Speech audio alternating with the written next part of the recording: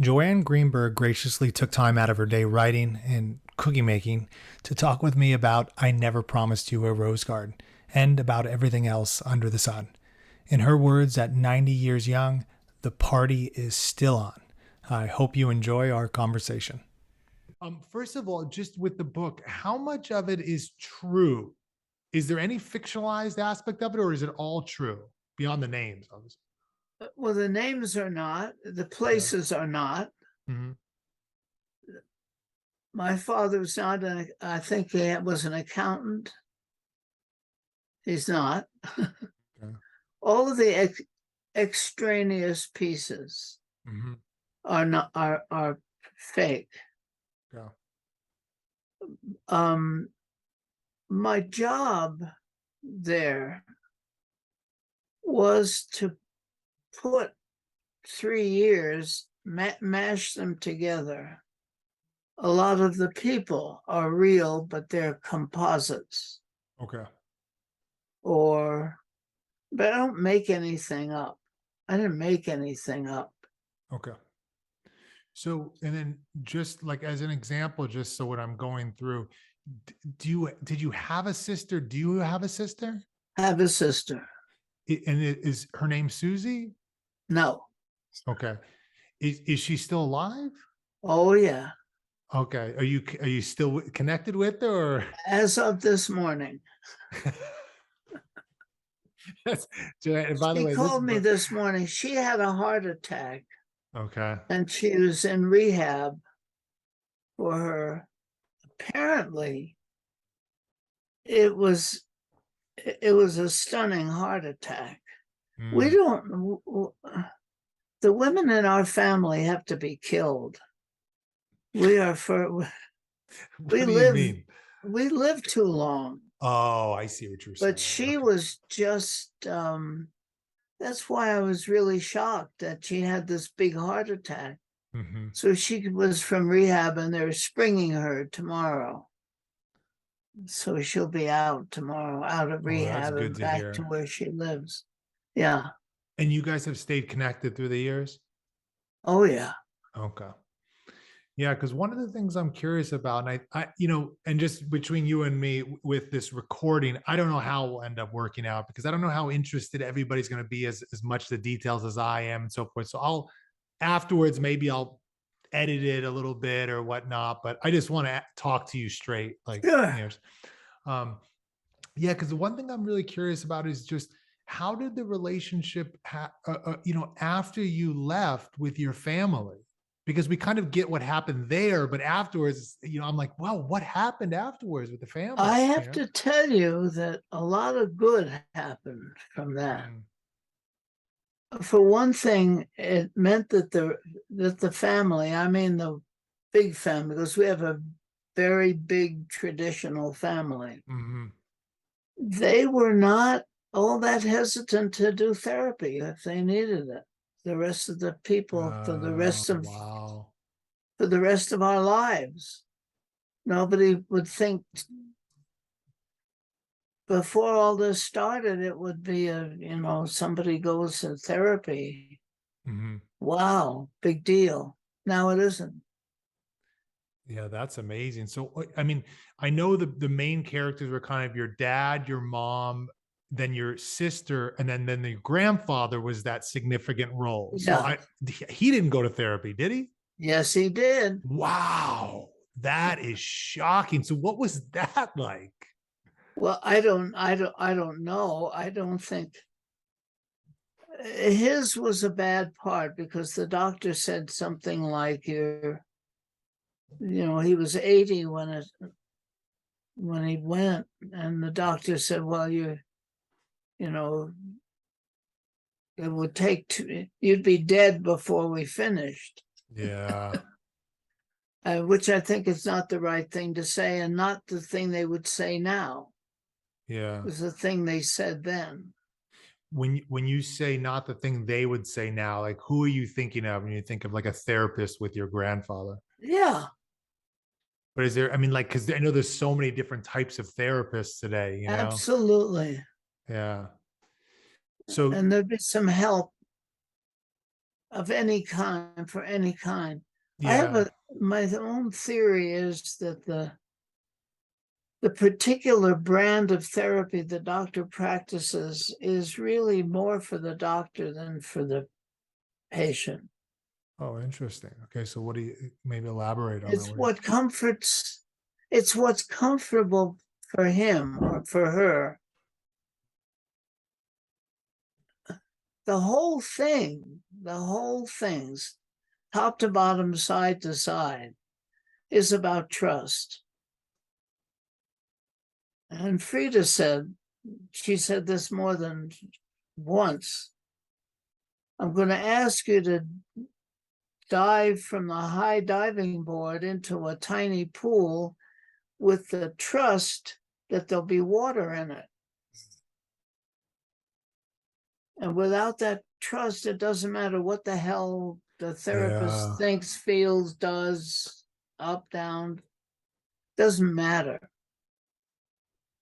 So if I'm for this kind of therapy or that kind, the therapy should make sense to the patient.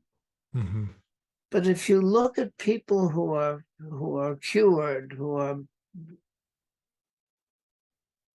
in some cases brought back and in some cases brought, who were never back. I was never back, not since I was 5 or before that. And when you say that, can you kind of elaborate? What do you mean when you say? I was sick when I was 5. Yeah. So it never made sense. So you kind of had to recreate anew, almost, is what you're saying. Yeah. Ab ovo. And so in that way, because I found that reading this last time, this actually stood out to me, what you're talking about, the trust, because Frieda would say, you have to have faith in me, or you have to have, something of those lines. How did you do? Was it just that you really trusted this woman as a person? Because you had so much history to show, no, you should not believe in this woman. She's a lie. These people lie. The world lies. Yeah. So it was just this, that you found her to be just a real human being, like you just connected with her as a person. I don't know. Yeah. I don't think we know, because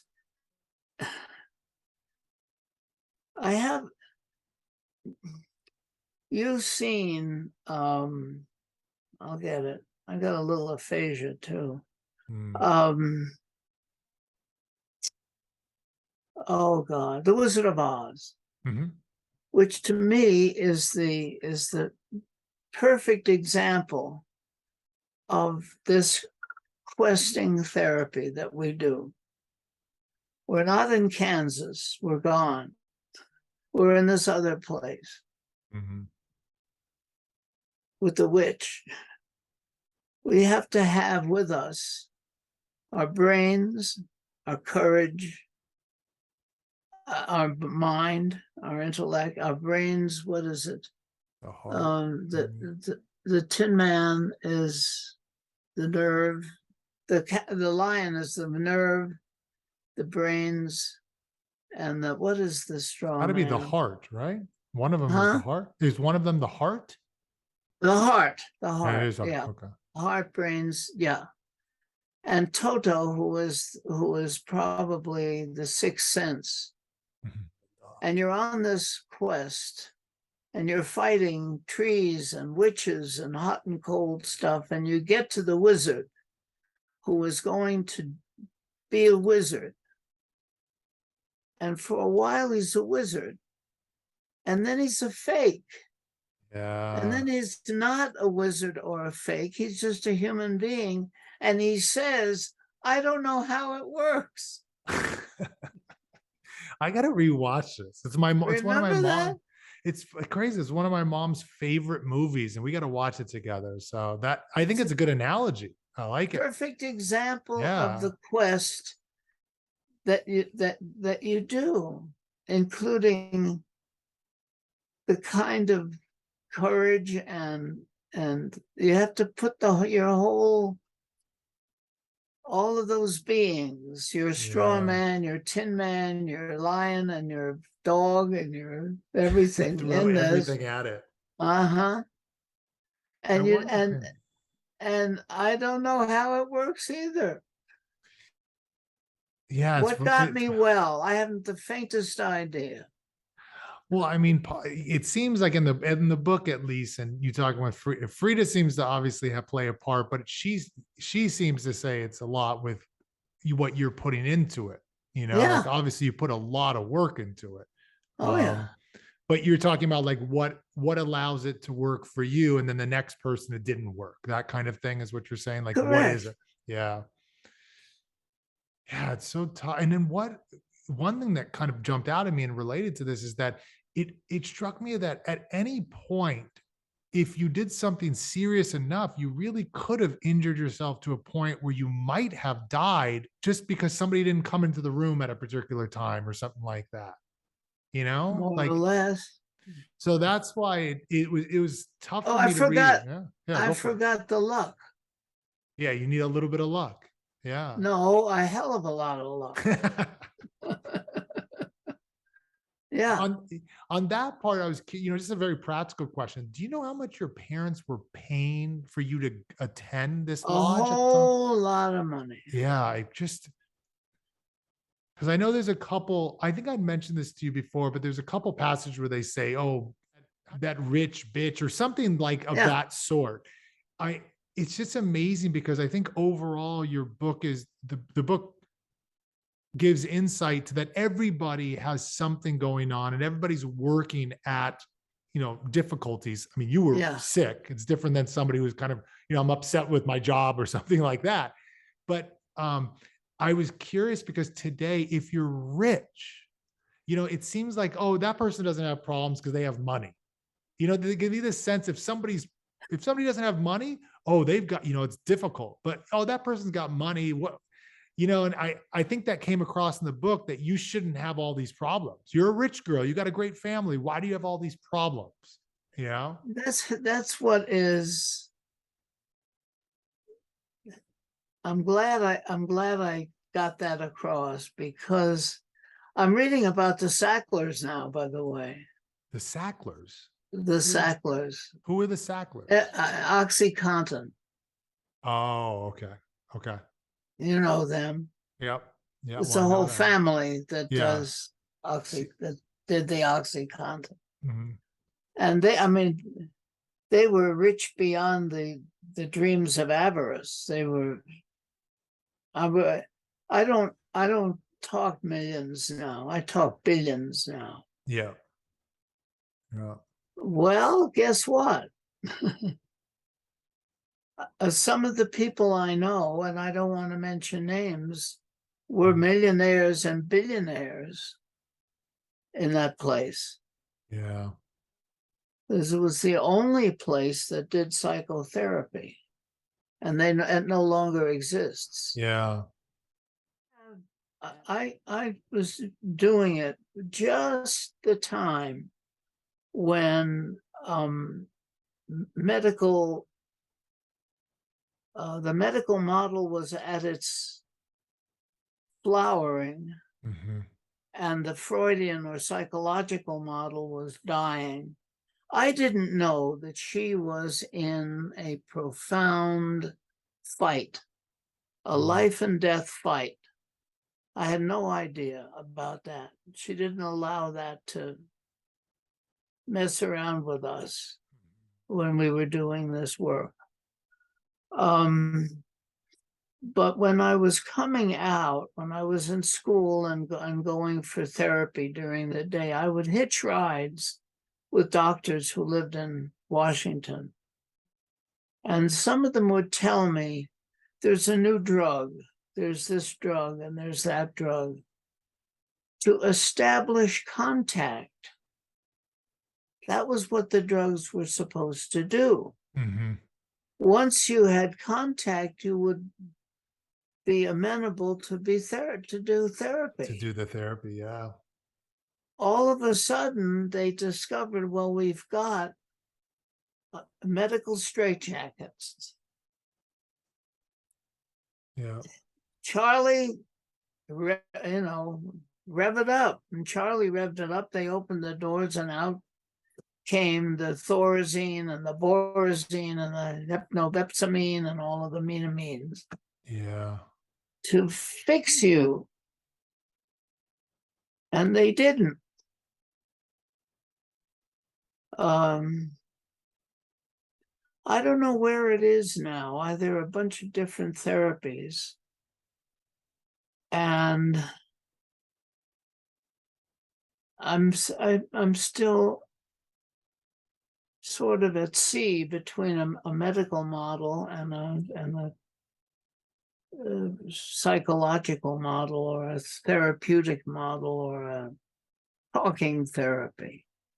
Yeah, because that's one of the questions I had for you. Like, what, I know you like percentages. There was this hilarious scene in the book where what did Frieda Fromm-Reichmann asked you, like, what percentage is fear and which percentage is anger? And you said something like, and then you said something like, I don't know, it was like 40, 90. And Frieda's like, well, there's 10% missing. And you said, that's miscellaneous.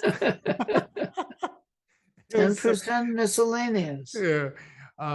But so it sounds like you don't have an answer like, oh, it's 90% nurture, 10% nature. You know it's some type of combination, but you don't know, or something like it's that. Something. Yeah. Yeah. You've heard of Greenberg's mushroom theory of mental illness, I presume. You said something about this, but I'd like you to repeat this because I think it's a good one. So there is in Colorado an excellent mushroom, edible mushroom with wonderful antecedents in the mycelial mat. Did you know that the mushroom is the biggest fruit there is? Biggest fruit? That mat, yeah. Oh, I didn't even that know mat goes for miles. Okay. Oh, underneath the ground. Just an expression yes. of the mycelial mat. Underneath, which runs for miles. Yep. Okay. This is an excellent mushroom. However, it has the capacity to take up and concentrate selenium. We all need selenium. Selenium is an excellent chemical. Everybody should be interested in selenium. The bad word here is concentrates. Concentrated selenium is a poison. This mushroom can, if there's selenium in the soil, it'll concentrate it and become a poison mushroom. That is Greenberg's mushroom theory of mental illness. The person is okay, the person's parents may be okay. Stuff happens. Stuff happened to me. It shouldn't have. It did. And that mixture of environment, potential, blah, blah, blah. Yeah. Turned me off. Yeah. Turned me bad. And even saying turned you bad, I'm curious, throughout the book, there's this sense that you're not a part of them, or you're not one of them, comes up in the book a lot. All the time. She's called it massive fulminating loneliness. I say what caused that loneliness is a rupture of the ability to trust. And that goes as far as the metaphors that we all use about trust, like math, numbers that don't lie. Well, they do. Things that don't lie, things that are not supposed to lie, that do. They do. Now, that do lie. Question: how are you going to learn when there's no there? Experience doesn't help you because it isn't. You have to So, remember, you have to be there on Tuesday because of what happened Monday. so make more sense of that for me. So you're saying that the reality that you were seeing, it's all lies. So how do I build on that? Because it's not real. Absolutely. Yeah. So I kind of raise this because it's throughout the book and I've heard this. And I know I felt this because I think I talked to you when we spoke months ago, but I went through some mental illness, nothing near the level that you have, but I saw it as kind of a sliding scale. I don't see it as Yeah. but Absolutely. this sense of there's something wrong with me. At some Uh-huh. point, there was that. And then almost anybody I've seen that have gone through serious mental illness, there's some element of there's something wrong with me. And I think that's Absolutely. the same as what you're getting at, like that statement. Do you see those as connected or what, Absolutely. And that is the healthy part of you. There's a healthy part of you dying to get out, Yeah. dying to make itself known. Do you ever did you ever read in the fairy tale book Simple John? No. Okay, it's called Epaminondas. Okay. We say Simple John. John, what happened to the cow you were supposed to bring home? It ran away. John, you have to put a halter around, you put a rope around its neck and lead it. Mm. John, what happened to the butter you were supposed to bring? I put a rope around it and led it. And it melted. John, no, you're supposed to put wrap it in leaves and put it in the water. John, what happened to the cat you were supposed to bring? I put him in leaves and stuck him in the water. Because it doesn't make sense. Mm. So you're going to do the wrong over and over and over and over. You're going to get it wrong. Yeah. No And matter you what you realize do, you're you're going to going to get get it it no wrong. matter what. Yeah. Absolutely. So what's the point? So what's So the what's point in the doing? point? What's the Yeah. point? And then you talked about this massive amount of luck or a lot of luck, and then you just happened upon this therapist who was kind of going through the dark too. She was experimenting with what she thought would work, and you guys connected, and Yeah. somehow together you were able to bring you out of that feeling. Well, she understood my metaphor. Yeah, and this, I mean, throughout the book, you show it in so many different examples too, because you'll say something, and she'll pick up on it, and it's just Yeah. it's a good banter between you two. It's really Yeah. amazing. I mean, it's really beautiful, and particularly for people that, like I think I mean, I'll just speak for myself, and I know a few other people that have gone through things. Again, not as significant. I want to diminish, but when you don't have somebody like that, there's something in reading your relationship with Dr. Frieda Fromm-Reichmann that's Yeah. just so beautiful Yeah. because you have this person who gets you, but it's not a bullshitter. Like she's so Oh, straight, but her crap quantity is close to zero. it's amazing. But that's what I remember because I told you that the person I heard of your book through my therapist, who I think she was like, I think I told you she died one day and her husband called and said, she can't. And I realized she was something like 94, 95. I thought she was in her early 80s. Yeah. She had never said her age, but she said, she would tell me I'm only mean for money. Cause she was saying, like people don't want to hear negative things about themselves. So why tell somebody? But if you're paying me, I'm very, and Yeah. she had a little bit of a quality of Frieda in her, and when she was mean, she wasn't trying to hurt you, but she like Frieda would, she's just telling you directly, like Yeah. quit this nonsense, better, or something like that. Yeah. So it was beautiful reading, but the relationship that you guys had and how she pushed you, but also was just so genuine with you. But you could say that isn't right. Why? That isn't what you're just defining as this isn't. Okay, so And tell she me. would she would say that. Well, how come? What is that? Yeah. This Yeah. interpretation of this dream isn't right. That's not Yeah. what it is. It's something else. And she would hear it. Yeah. And you kind of She might figured, doubt it, but she would hear it. yeah. And you two, because I know there were moments where like she would say something insightful and you're like, wow. And there were other times when you said, no, this is how I feel. And then she came around and said she apologized. At one point, she apologized. She said, I will never, I've never been this ill. That's And right. it was so sweet when she did that. Yeah. Um, I think you said she had like, I mean, when you guys were working together, did you get a sense of how busy this woman was? No. Because it seemed like she was She would nonstop. pick up phone calls. She took Mm. phone calls. Used to Yeah. drive me nuts. But I understood it. Yeah. So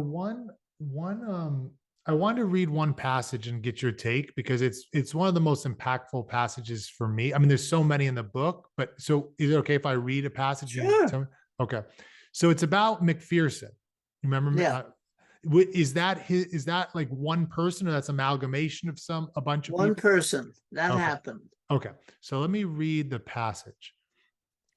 So this was after, I don't know if it was somebody, either one of the nurses had committed suicide and then a new one came on board. I think that's what it was. Yeah. And then you and the others were just giving this person a hard time, like a really hard time. Absolutely. Okay. So this is the context. Okay.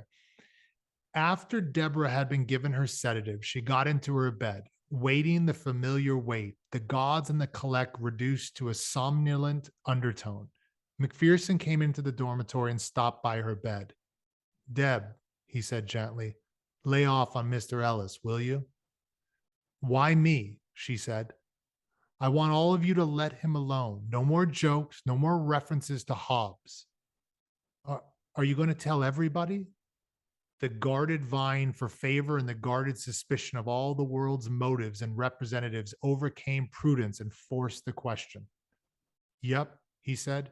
Everybody on the ward, even Mary and Lena, they were acknowledged to be the sickest on the ward, even by the patients. Deb, just lay off. For a moment, she felt that he was using her. He was the only one who could get away with calling the patients by nicknames without sounding strained, but it sounded strained now. Why me? I thought you normal ones had agreed that we were out of it, your conventions and routines. I'm not nice and I'm not polite. I know more about Hobbes than you do. He was one of us. The only thing that separated him from us was 3 inches of metal key used to fondle for insurance. Ellis is another one. I know about him and his hate. McPherson's voice was low, but his anger was real, and Deborah felt it coming from a place in him that he had never shown before. Do you think the sick people are all in hospitals? Do you girls think you have a corner on suffering? I don't want to bring up the money business. It's been overdone. But I want to tell you right now that lots of people on the outside would like to get help and can't. You ought to know mental trouble when you see it. You don't bait other patients. I've never heard you say anything against one of them. She remembered what she had said to Carla, and the stroke of guilt fell again for it. Lay off Ellis, Deb. You'll be glad for it later. I'll try. He looked down hard at her. She could not see his face in the shadow, but she sensed that it was in repose. Then he turned and walked out of the dormitory. Deborah fought the sedative for a while, thinking about what he had said and how. It was tough but true, and under the anger of it ran the tone rare anywhere, but in a mental ward like a priceless jewel, the tone of a simple respect between equals. The terror she felt at the responsibility it bore was mingled with a new feeling. It was joy. Yeah, that's right. So, like, any thoughts on that whole passage that, kind of jump at you or you? Yeah. Well, it more or less happened. I mean, it did happen. Yeah. Um, Did you keep in contact with this man? No, he was there. I think that reality, that respect Yeah. that we were getting from somebody is so therapeutic in and of itself. Just that respect. And I've had many examples of it. In the hospital and, of course, out. My friends are like that now.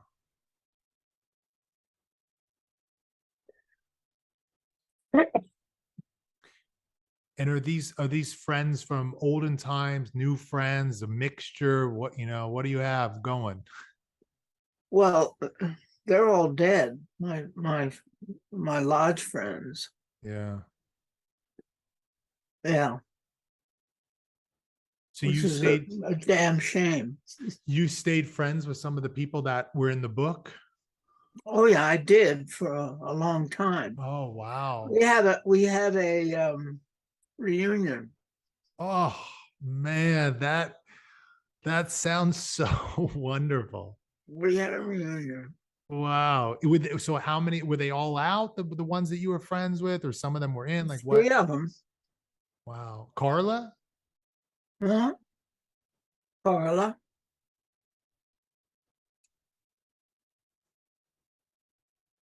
I don't know who else was in the book who was a composite, but yeah, there were three of us. That's Oh man, I wish you guys had a video recorder on that. I mean, it's the Well, story. I mean, we were all interested in what we were doing now. yeah. Yeah, moving forward. Yeah.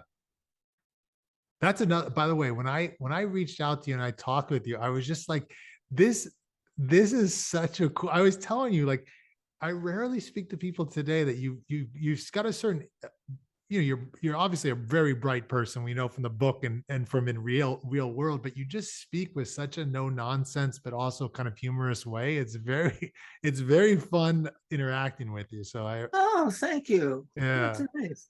And I know you've kind of, over the years, you've really made something of yourself, and that was cool to see. And I know in the book this is really emphasized, but people that could get out, it was almost seen as some kind of fantastic thing. Is it real? Did they really make it out of here? And Nobody thinks so who's done it. But when you do it yeah. and you realize that here again, a third of us, one Mhm. third or more, without any therapy at all,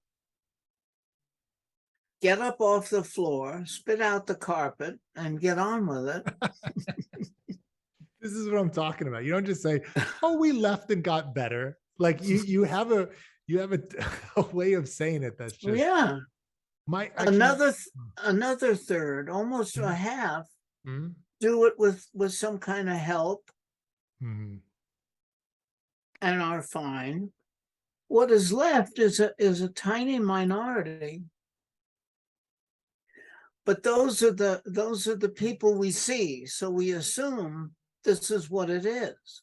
Yeah, because all we see are the people that's left. We don't hear about what happens after the ones that are successful, is what you're saying. No, Yeah. because and I say this sometimes to people who need it said to them. The lady that's standing ahead of you in the line at the supermarket at the checkout Mhm. may know all about what you're going through because she Yeah. has done it herself. I Yeah, there's had a a lovely dream. Did I mention that in the book? I don't think so. About getting out and trying to get work, and I come into this hive of offices. and just like little cubby holes almost of people working away, doing God knows what. Mm-hmm. And there's the Carla. I said, Carla, what are you doing here? And she said, where do you think we go?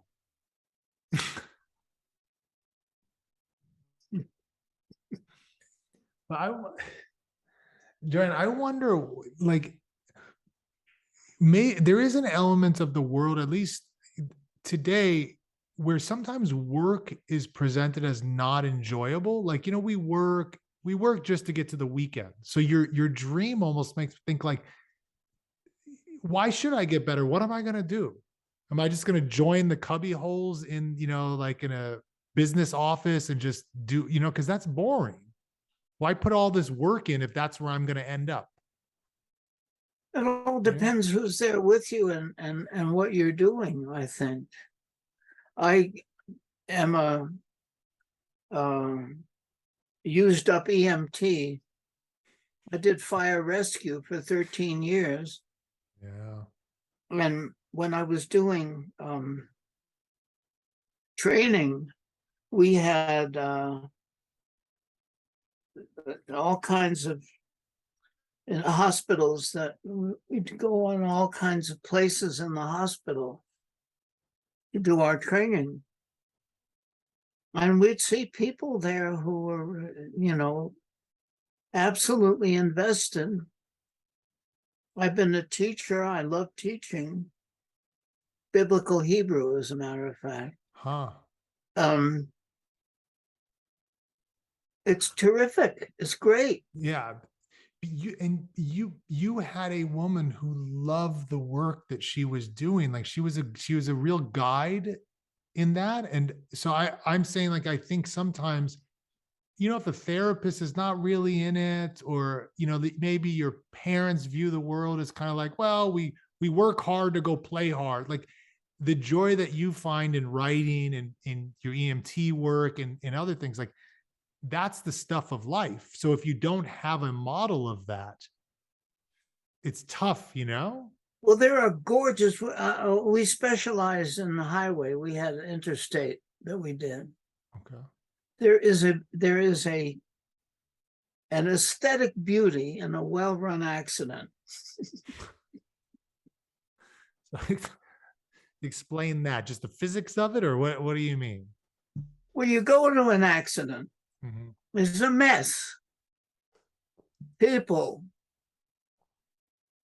cars all over the highway, and it's raining, or it's something, or they fetched up and they never wear seatbelts. Yeah. So there may be the bodies or parts of bodies or stuff. And in 15 minutes, it's cleaned up. It's done. It's fixed. Yeah. Life goes on. And but you are also at the absolute point where you see the worst and the best of the human race. I loved it. I loved every minute of it. I've never thought of it like that. That the ability to just clean this mess up, understand what happened, note it down, but also the tragedy of somebody dying, but that mixed together. I never thought of it like that. Yeah. And that you have that minute to be there. I have one particular case where a child abuser kidnapped a kid, brought her up here. We got a call, kid in a commode in the park. I figured it's a regular kid in a commode. So I went over to the park and I said to the two people standing there, how old is your child? She said, I never saw that child before in my life. He had left her there for 3 days. She was there. Wow. Little panties in the cold for 3 days. And nobody did anything before that? Well, it's a mountain park. Who goes there? Oh, so This but the, lady went there to do her business, and the kid yelled up out of the hole, "I'm hungry. I want a oh pizza." my gosh, wow. How old I looked Ralph? down in the hole, and there was this girl, Huh. little animal, with a first-rate intelligence running wide open. And I decided to make my move and tell her what I thought. I wanted her to think that we were many and he was one. So I said, my friends are coming and we're going to bring you out. There was a guy who's half my size. He went down there and lifted her up to me. We all stank. And she clung on, by which I knew that she trusted me. Yeah. And so I said, okay, I'm going to go down with this one. And I got to tell her. I got to help. This is not your fault. You didn't do this. My friends and I are disgusted with this guy, and we are going to get him and throw him in the jail. Now, technically speaking, you're not supposed to do that. When you're training, they say, be professional. Screw that. I like it. I thought you were going to say that. Yes. So we talked about pizza. We talked about, there was a cop sitting where she couldn't see him in the ambulance. And he said, try and get out of her what this guy looked like, what it was, what did he say? Every time I moved in on her, she moved back. And I started to think, they said, don't talk to strangers. I talked to a stranger and look what happened. Yeah. I'm not going to make that mistake again. So we talked about all kinds of other stuff. Yeah. We were there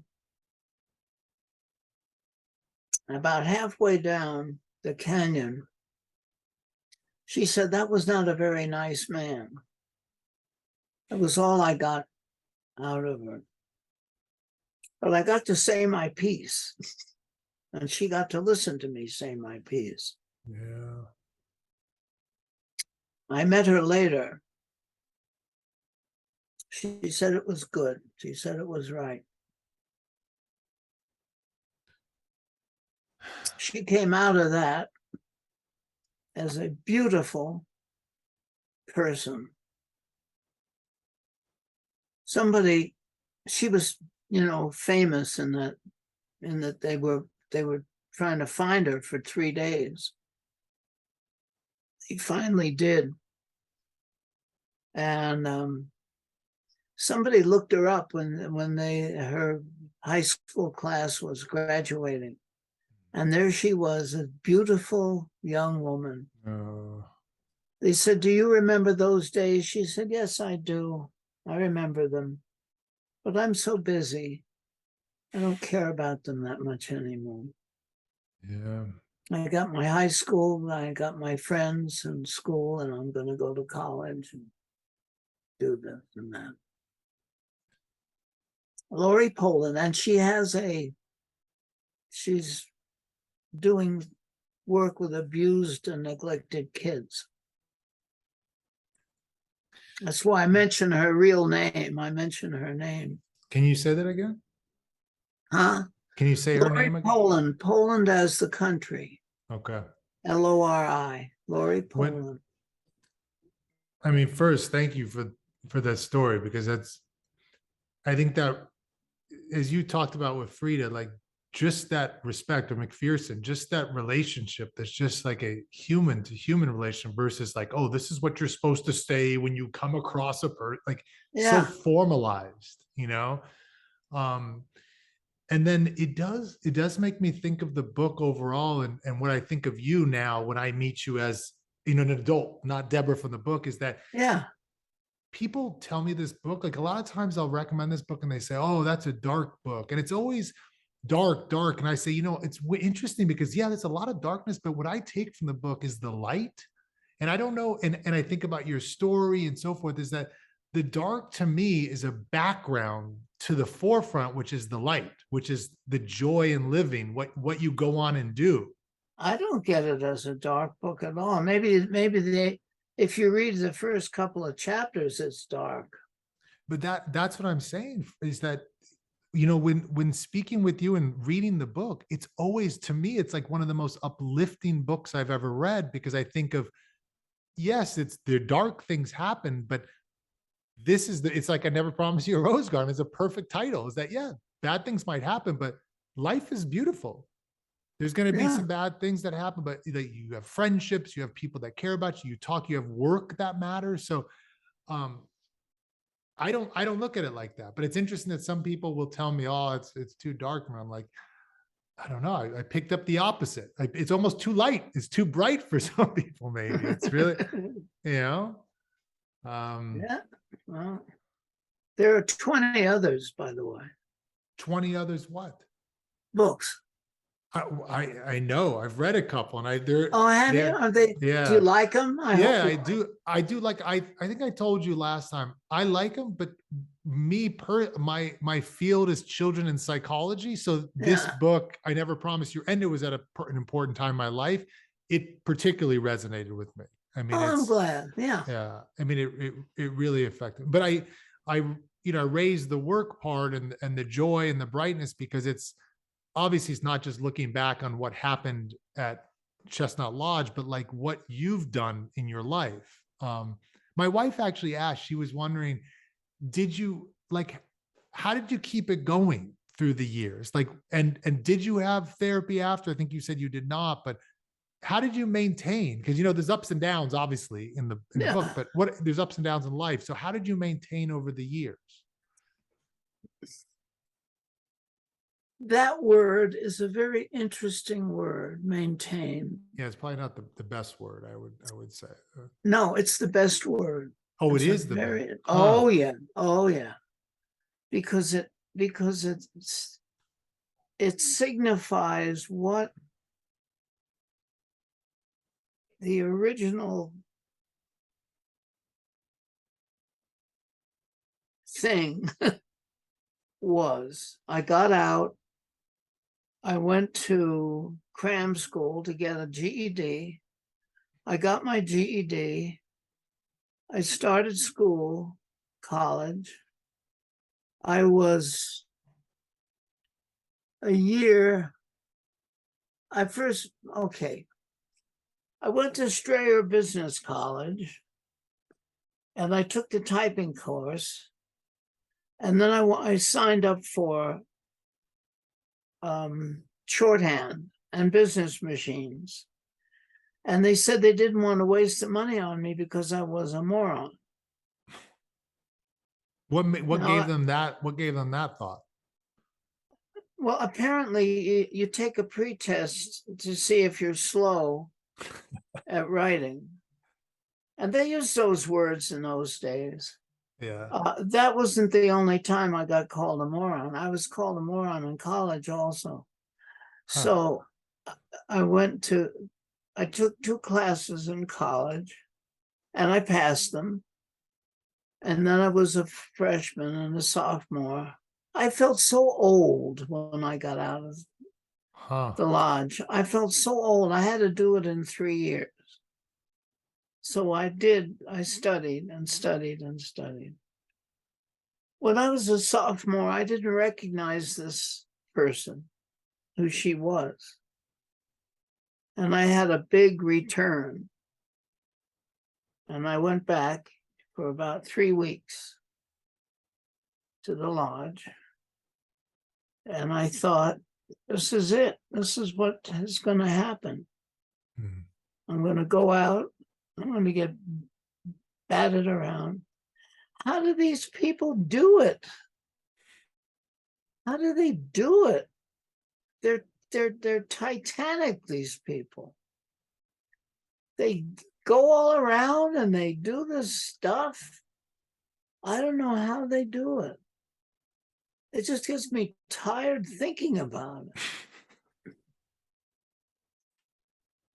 So there I was, and there was an attendant there whom I didn't know. And I said, is it always going to be this way? And he shrugged and he said, it's worth the effort. Mm. So I went out again. And this time, I don't know what happened. See, I don't know how it works. Yeah. But I could do it. And I took statistics. And the professor called me in and he said, this isn't your fault. You're just not college material because you're a moron.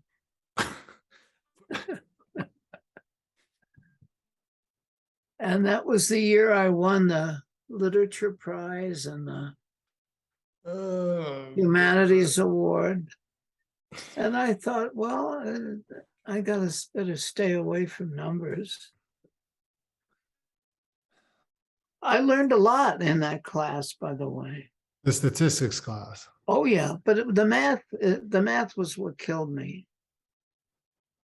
The math was what killed me, and the math was what killed me in physics. I couldn't. So still to this day, do you feel yourself that you don't know math well? To this day. Okay. Well, listen, one day I woke up, I was in the bathtub. Uh-huh.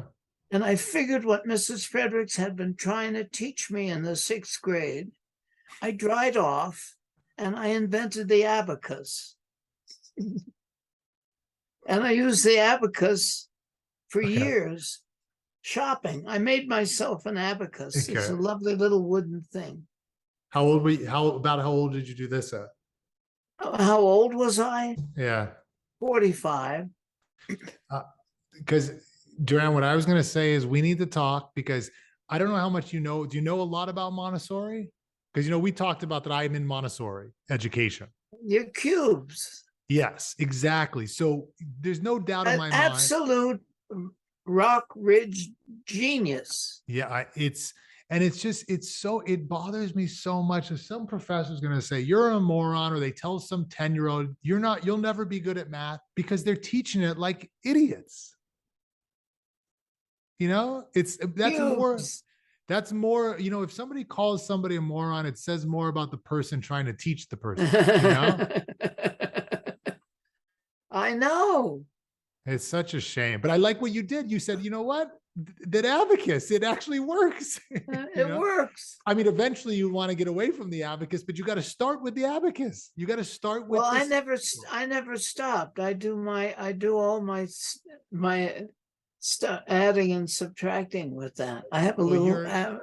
You're not building buildings, so you can use an abacus. No, absolutely. If it works for you, why stop? But I mean, I think I'm kind of harping a little bit on the math because I think it's part of the dysfunction, or I'd say a slight mental illness with people, is that there's anxiety around different things, because if we don't do things well when we're young and we're not really aided, it can stay with us, as you're a great example in the book. I raise Montessori in the math because I think your example of saying this guy telling you're a moron in math, but you come up with this creative solution from you remember back. We need more of that across the fields, because I'm sure somebody was told, oh, you're an idiot, you can't read. And then meanwhile, they're very strong in math, and they're 90 thinking, I'm not going to read big novels because I can't, I've never been able to read well, it's a shame.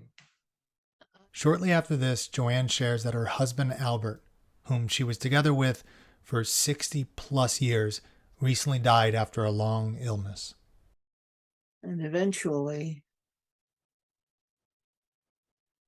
that took over. Yeah. Yeah. How old was he? He died? 95. Wow. Yeah. That's a long life. Yeah. That's, I mean, it's kind of like, I find that your book title and how Frieda, because it's I Never Promise You a Rose Garden, because there's just, this is like, it's a part of life, but it's just so, I mean, I haven't experienced somebody that long, but I know I lost my father at I think 20 years old, and it's devastating. But I can only imagine that many years with somebody you were that close to. Is it? It's hard, but also I like to think I lived for 67 years. If I'm not a better person because of him, then the hell with the whole thing. Yeah. So I better, shape up or ship out, as they say. And I mean, you feel just for yourself now. I'm like personally invested in you. You're feeling like you want to keep rocking, or is this the kind of, some people turn and say, you know what, I lost my man, or I lost my woman. What am I doing here? Oh no, That's not your style. no, the party's still on. So what are you doing these days? What's going on in the party? Here, Joanne starts to talk more about her writing career, which is prolific. People say, do you encourage young writers? If you have to be encouraged, you're not. This is a good job for you. I love it. Oh, I like My it. mother was asked once, did you encourage your daughter to be a writer? And she said, you don't encourage Niagara Falls. Yeah, that's great.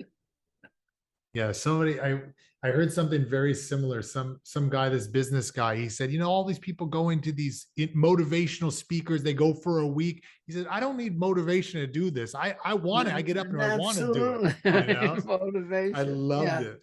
Like I think he said something. I don't need to be jumping around, waving my hands for this. Like I'm already excited. Absolutely. It is more fiction writing is the most fun you can have with clothes on. Absolutely. That's good to hear from a fiction writer, The most fun. And those people who moan and groan and say, oh, Truman Capote did that, oh, the agony, oh, the agony. What a crock. Yeah. This seems to be the case with all the people that do great work in any field. If the really good ones, they don't ever say, oh, I hate doing that. They're always like, I mean, it's hard, but I love it. I love it. Yeah. I love it. Yeah. So I remember, I don't know where I heard this. I don't know if you told me, I heard it on some interview you had, but you were going to write a book with Frieda Fromm-Reichmann. Yeah, we were.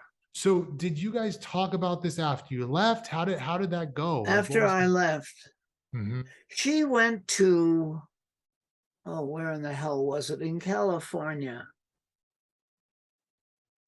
It was some sort of a think tank place. Okay. She got all excited. We wrote letters back and forth after she came to our wedding. That's awesome. Unfortunately, Frieda Fromm-Reichmann died before anything came about with a joint book. Happily, though, Joanne, of course, offered the world a first-hand look at Fromm-Reichmann in I Never Promised You a Rose Garden. Yeah, because I'm fascinated by, even when you wrote it, you seem to have a lot of insight into the doctor and into what your mom. So how did you do that? Did you talk with them, or how did you know? No, I just imagined it, Yeah, more I or mean, it's less. pretty good. It's I mean, like, you capture, I know I've read a lot about, because I'm interested in psychology, Dr. Frieda Fromm-Reichmann. I've read a lot, read her books, and Uh-huh.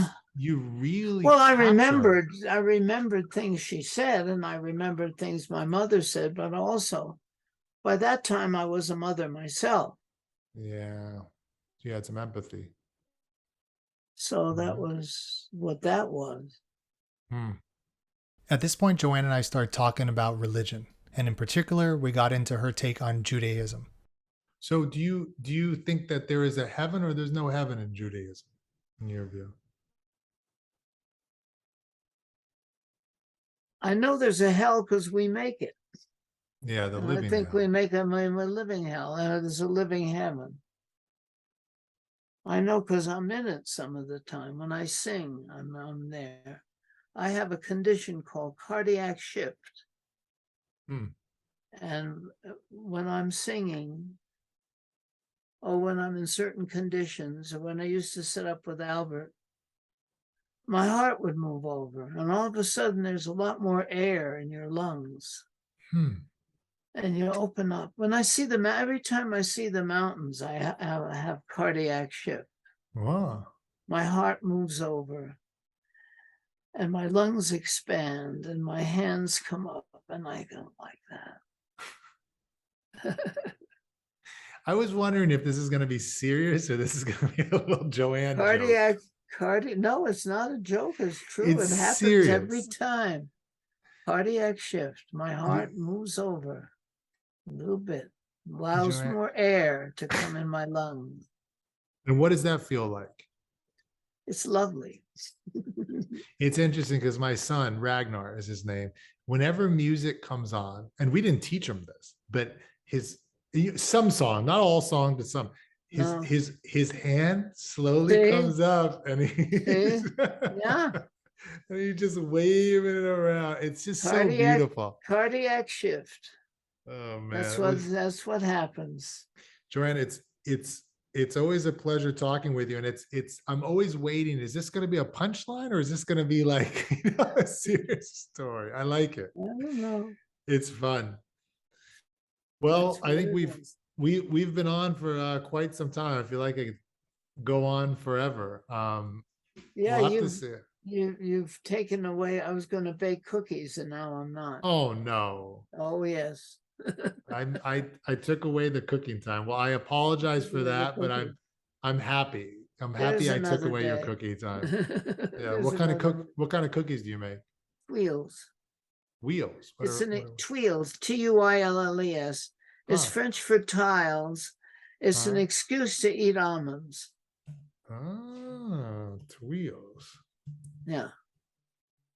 Well, maybe you should send a picture of one of these wheels. Is that like, it's one that I would just look up? I got a lot of Googling to do. I've got homework to do, but it's my turn to write you because I have the last time I have your letter. So I'll shoot you a letter, give you an Shoot update me a on things. letter. Yeah. I love the letter of that lovely flat place you live in. Oh yeah.